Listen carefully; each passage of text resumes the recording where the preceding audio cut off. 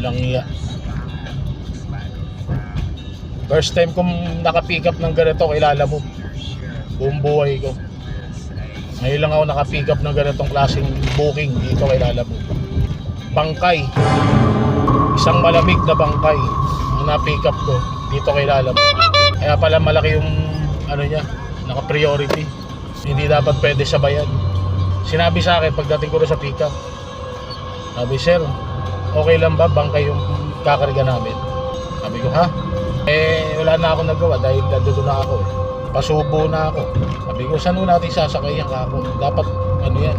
Sabi niya, kahit sa compartment, sir, kasya naman. Patay naman na yan eh. Sabi ko ganun. Ayun, kinarga nila. Mamaya papakita ko sa inyo pag drop off dun sa ano. Nangya, kinabahan ako.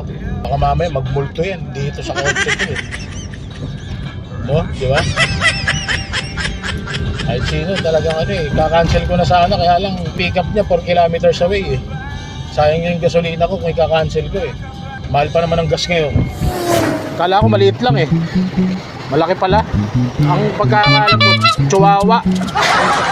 Chow-chow pala. Lang yan. Laki.